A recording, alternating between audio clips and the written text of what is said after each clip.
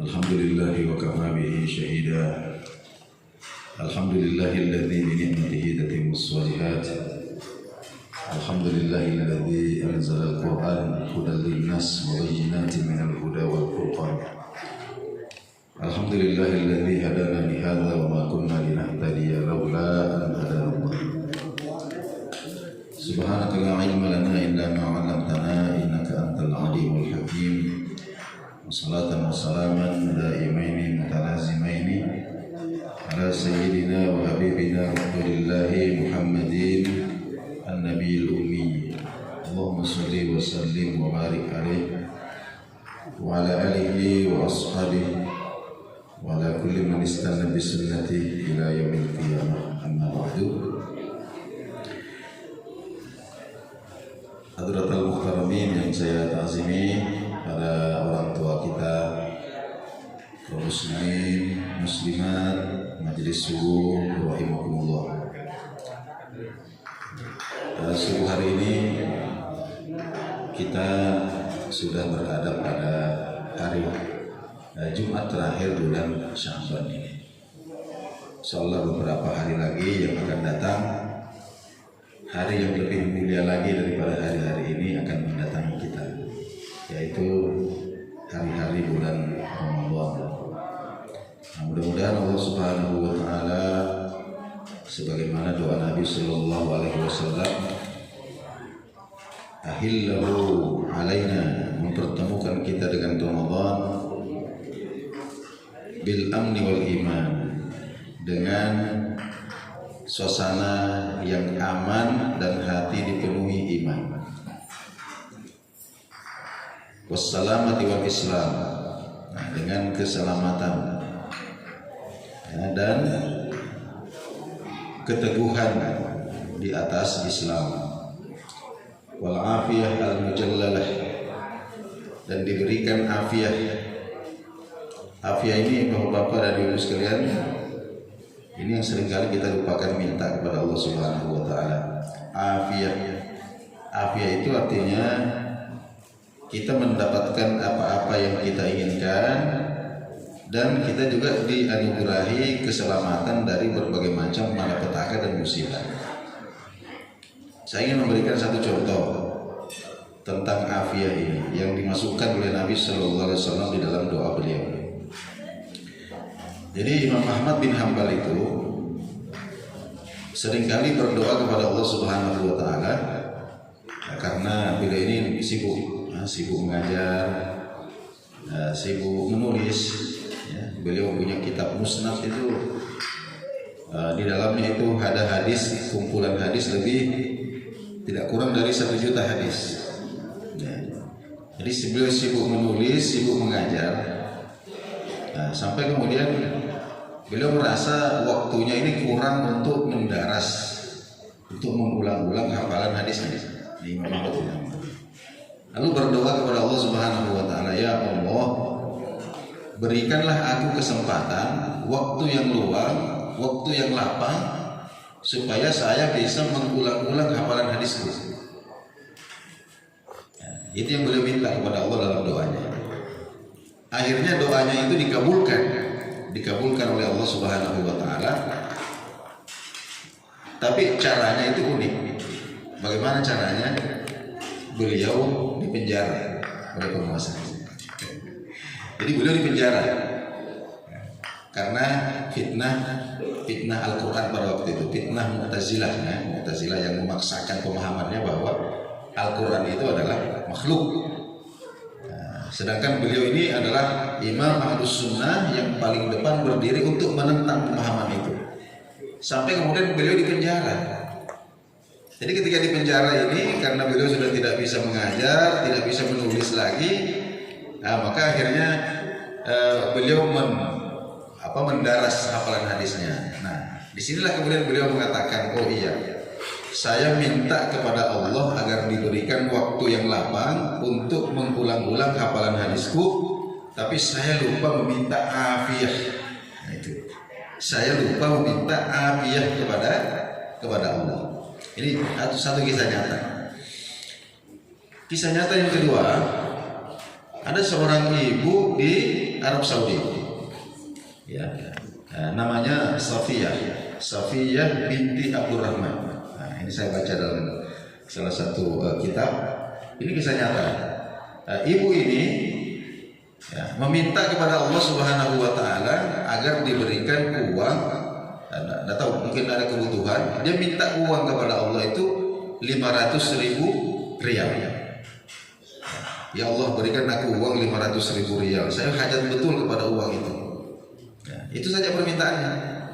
Akhirnya apa yang terjadi? Doanya ini dikabulkan oleh Allah Subhanahu wa taala. Dia diberikan uang 500.000 rial. Tapi tahukah kita bahwa uang itu adalah uang pembayaran diat atau denda anaknya yang menjadi korban pembunuhan.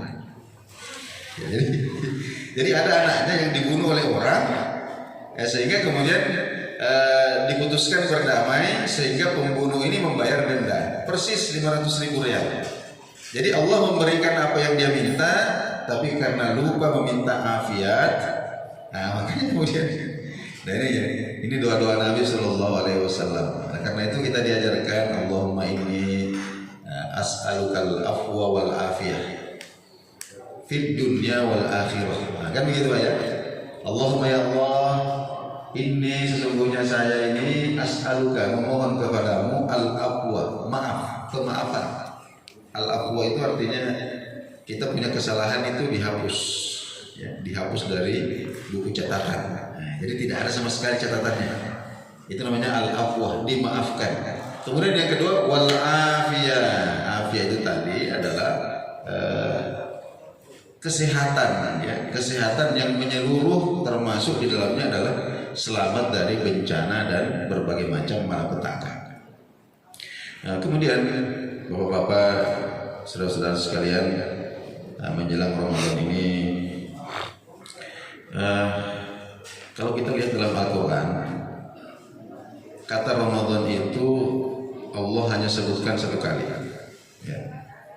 Kalau kita cari Al-Quran dari awal sampai akhir, kata Ramadan itu Allah Subhanahu wa taala hanya sebutkan satu kali.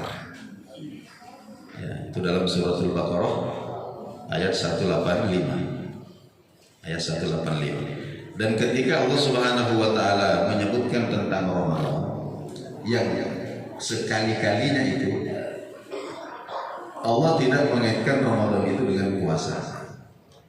Ya, jadi sekali lagi Allah tidak mengaitkan Ramadan itu dengan puasa.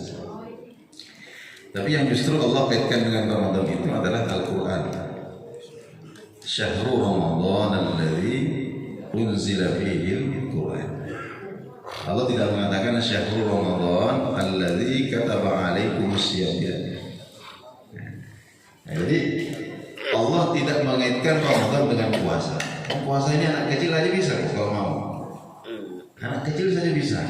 Anak-anak SD ini banyak yang sudah puasa sampai matahari terbenam, tidak makan, tidak minum. Maksud saya tidak dipertanyakan lagi, kok ada orang Islam tidak ada usul kok tidak puasa itu agak mustahil sebenarnya terjadi. Kalau ada seorang Muslim tiba Ramadan tidak ada usul kok tidak puasa, ini agak tidak masuk akal gitu. Ya. Tapi yang Allah ingatkan itu adalah Al-Quran. Ya, Al-Quran ini. Ya, sebab inilah inti daripada Ramadan sebenarnya. Jadi pemilik Ramadan itu adalah Al-Quran. Pemilik Ramadan itu adalah Al-Quran. Nah, kenapa demikian? Saya ingin memberikan ilustrasi begini, Bapak dan saudara-saudara sekalian. Dalam berbagai redaksi, Nabi SAW menyebut bahwa Ramadan ini adalah syahrut tanafus, bulan perlombaan untuk beramal salih. Dan kita berlomba bukan dengan orang lain. Kita berlomba ini bukan dengan tetangga, bukan dengan teman, tapi kita berlomba dengan diri kita sendiri tahun yang lalu.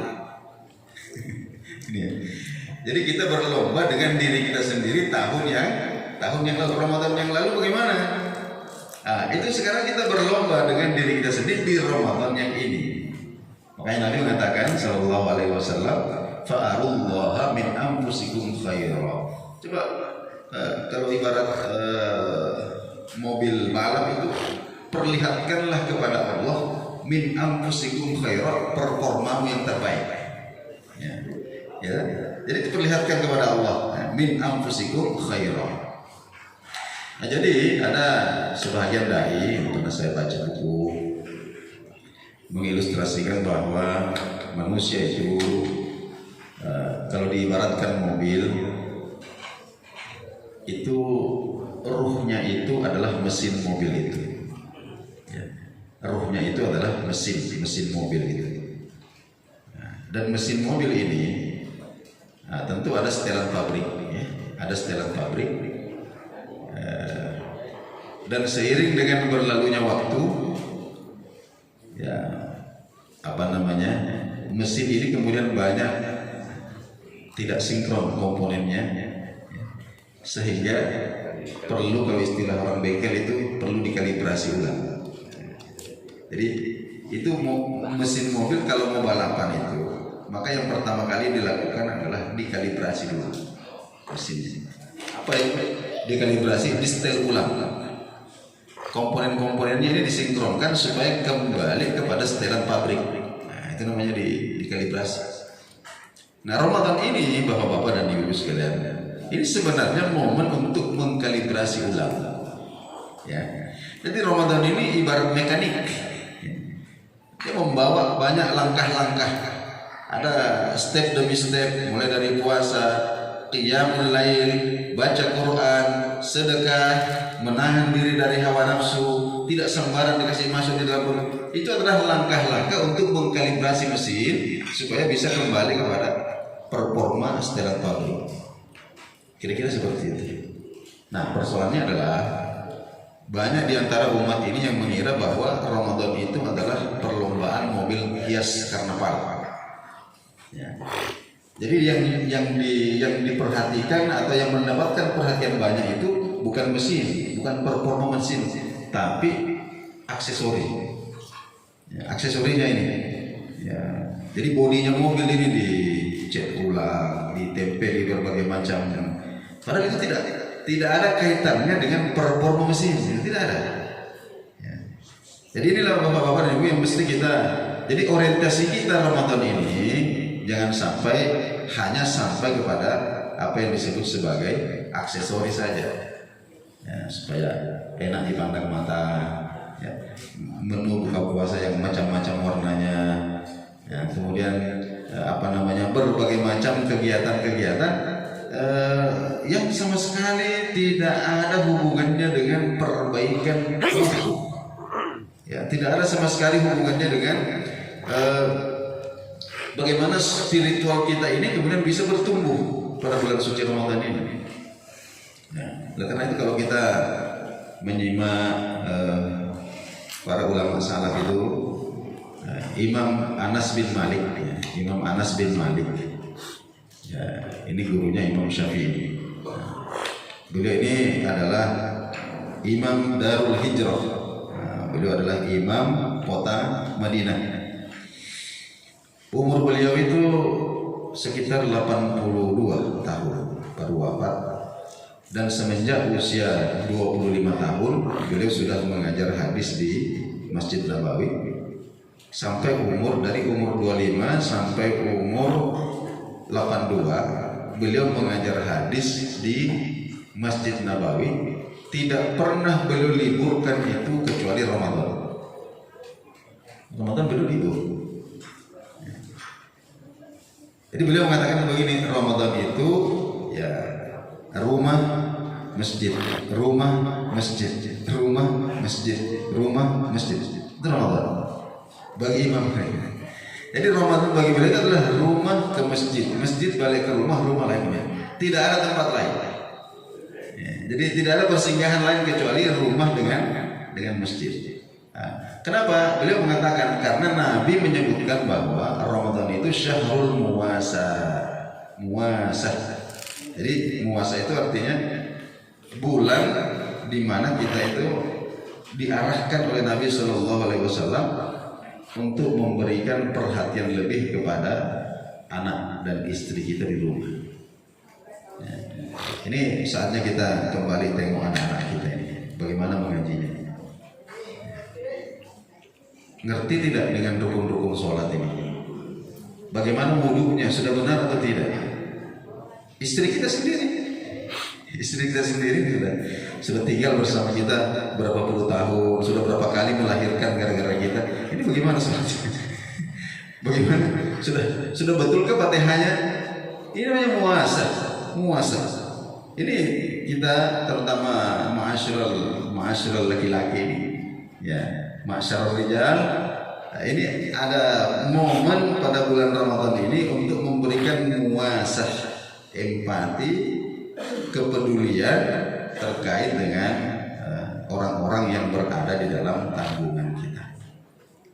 Oleh karena itu Nabi SAW, kalau kita perhatikan, salah satu yang banyak disebutkan dalam kitab-kitab hadis itu adalah khutbah beliau menyambut Ramadan. Kalau kita kumpulkan itu tidak kurang dari 10 khutbah beliau. Jadi yang disampaikan dalam momen yang berbeda dan diriwayatkan oleh sahabat yang berbeda. Ada yang singkat, ada yang panjang. Tapi intinya itu adalah kita ini para orang tua menjelang Ramadan, marilah kita, ini langkah praktis saja ini Bapak-bapak dan Ibu sekalian. Mari kita searching, kita buka di Google atau di Chrome, ya, tentang hadis-hadis yang terkait dengan fadilah Ramadan. Ini kurang lebih ada 20 atau 22 hadis sahih tentang keutamaan Ramadan. Itu kita cari. Kemudian kita cari momen untuk sebelum Ramadan masuk, kita dudukkan istri dan anak-anak kita. Kita dudukkan istri dan anak-anak kita. Lalu kemudian kita bacakan hadis-hadis tentang fadilah Ramadan. Ya, jangan sampai kemudian kita, anak-anak kita, menantu kita ini meremehkan Ramadan karena tidak tahu nilainya. Ya. Kenapa tidak tahu? Karena kita tidak pernah sampaikan bahwa ini loh fadilahnya Ramadan ini, tidak main-main. Ya, tidak kurang dari 22 hadis yang terkait dengan fadilah Ramadan. Itu Nabi SAW. Ada hadis yang pendek, ada hadis yang panjang tentang bagaimana apa yang terjadi di alam malakut, ya, di malam pertama Ramadan itu apa yang terjadi di sana. Bagaimana surga, bagaimana bidadari, dan itu disebutkan. Dan ini kalau kita bacakan kepada anak-anak kita, kepada keluarga kita, ini insya Allah asarnya ada, sehingga kemudian mereka atau orang-orang dekat kita ini kemudian akan menempatkan Ramadan itu sebagaimana mestinya. Jadi mengagungkan datangnya perintah Allah Subhanahu wa taala, mengagungkan datangnya Ramadan, tidak meremehkan, tidak menganggap biasa. Jangan sampai kemudian anak kita itu baru tahu kalau orang sudah puasa pas dikasih bangun sahur. Enak. Bangun. Nah, padahal sebelumnya tidak pernah dikasih bangun sama bapaknya. Tumben dikasih bangun. Kenapa, Pak? Sahur. Ini sudah puasa orang. Oh, puasa nih orang. Ini kan aneh, Pak. Aneh sekali. Kalau nanti kita nyadar kalau ini bulan puasa, kalau orang sudah pada puasa, kenapa ini orang rame-rame ke masjid? Orang pergi tarawih. Oh, sudah Ramadan. Ini aneh. Orang Islam itu begitu, itu aneh sekali. Ya, kenapa sekali lagi itu tadi? Jadi ketika kita meremehkan, kenapa kita meremehkan? Karena kita tidak tahu fadilah seperti apa. Jadi baik Bapak dan Ibu sekalian, inilah mungkin yang sempat saya sharing-sharing pada kesempatan subuh hari ini. Selanjutnya mungkin ada yang ingin disampaikan oleh Bapak Ketua Yayasan. Saya persilakan. Baik, assalamualaikum.